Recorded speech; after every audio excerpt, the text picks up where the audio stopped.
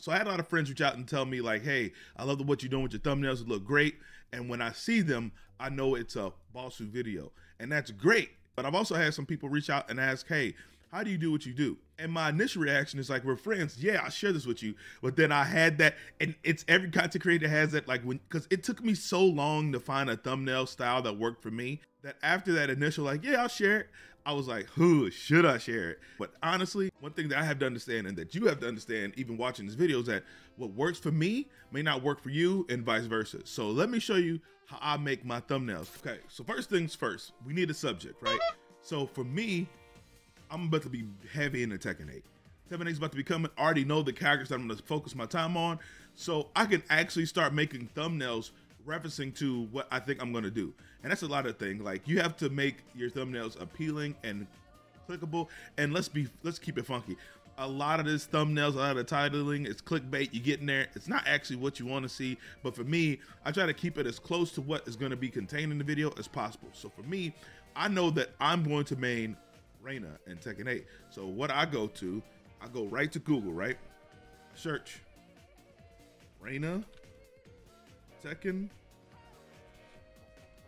8, go to images, and look at this gold mine that I have.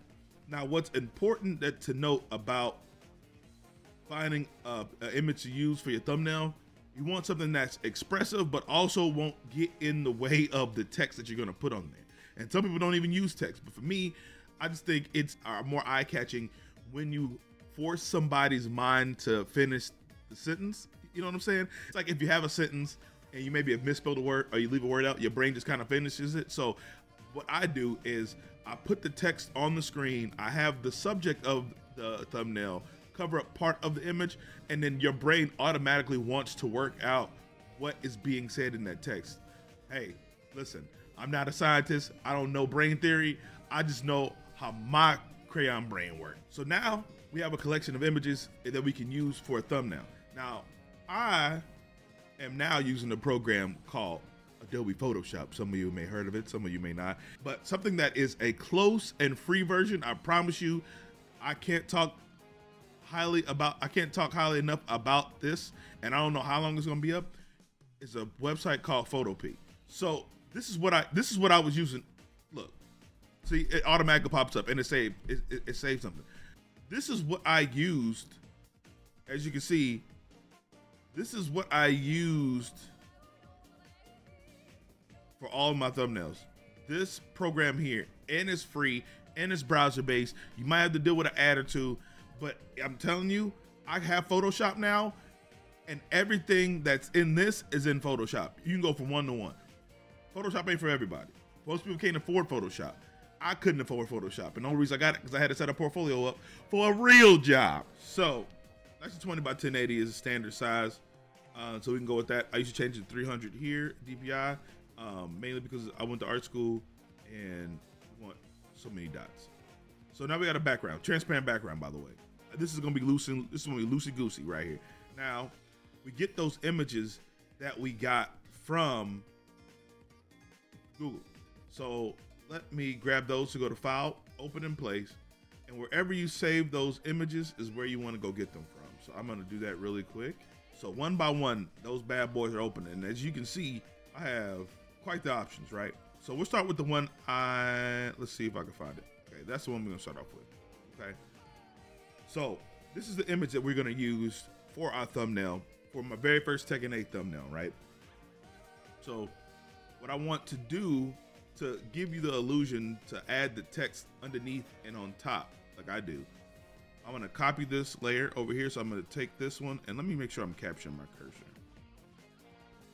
So I'm gonna drag this down and copy that, or you can right click it and duplicate that layer. It has the same effect. I like to just click and drag. I'm just, like I said, loose and goose. And I am going to hide this layer now that I have a second layer, because this is gonna help me. I'm gonna hide this layer, and then I'm gonna work on this one here. There's two ways you can go about doing what I'm about to do here. You can go to select, and you go to select subject. For me, see how well it does here? It is not reliable. It is not reliable. We'll check. That ain't bad. Shut me up. I'm gonna shut up. But usually it's not this good. But I think it's because just the way the lighting is and the caption, the subject. I think it did a good job of capturing it. So the thing about PhotoPea is you can do that once every 10 minutes. In Photoshop, there's not that limitation. But so now that I have the subject selected, I'm simply going to Control C, Control V, put it right back in its place. And so now, as you can see, so now we have Raina cut out. And so I can create the illusion that I like to do. I'm gonna hide this layer, or at this point you can just delete that layer, right? So I'm gonna right click and delete that layer. And then now we have it right on top of this background. And so in between this layer where she has no background and the layer of the full image, we are going to add some text. You can use whatever font you want. I've been using Street Fighter 6 text. Sue me. I love that game, and it looks good on thumbnail. This is the trickiest thing for me.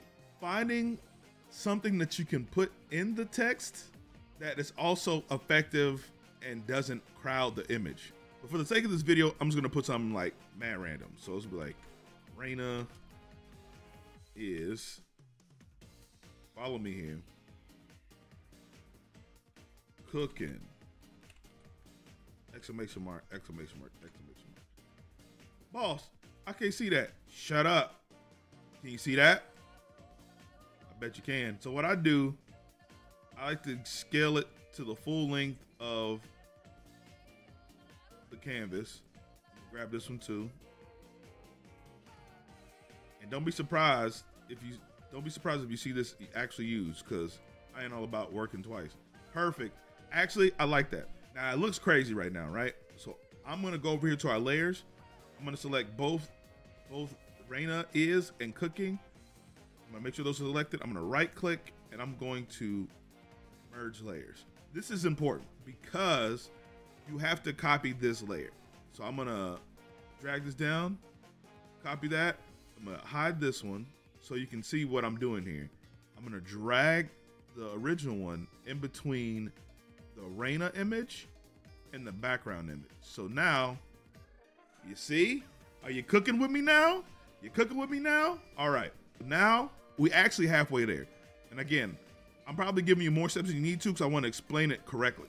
Next, I'm gonna show you what I'm gonna do. Now, don't panic. I'm gonna hide everything and make the copy text visible.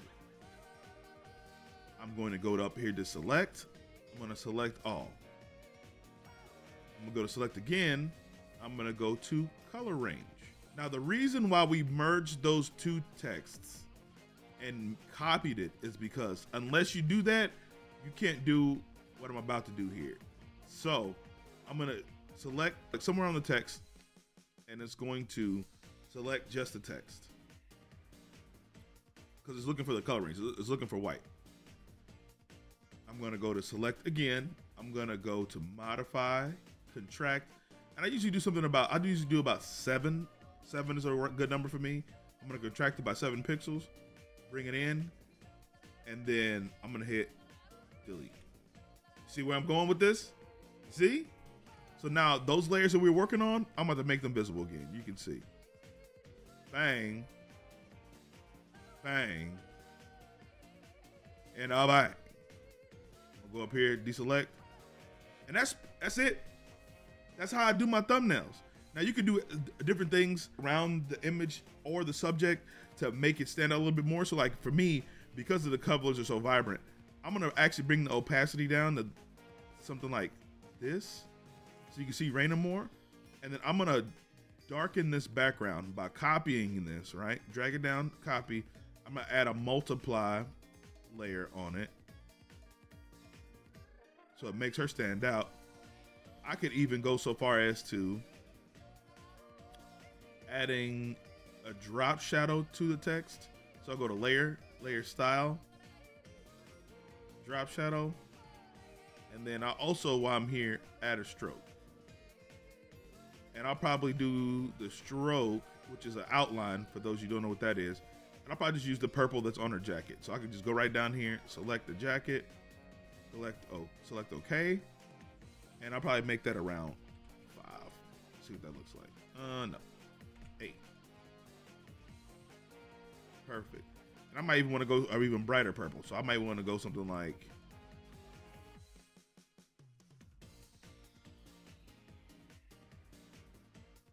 yeah, something like right around there.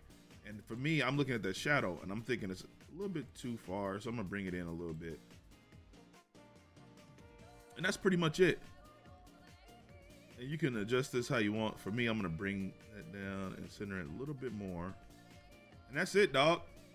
Those are my thumbnails. That's how I do my thumbnails. Again, it's really simple. The biggest thing is just making sure that you have the material you want to use first and kind of knowing the concept of which and where you want to go.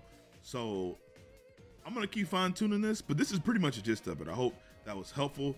At least in the very least to the homies that want to do it. If you have any questions about this, leave a comment below and I'll try to answer to the best of my ability. But that's all I got, man. That's all I got. And I'll see y'all in the next one. Peace.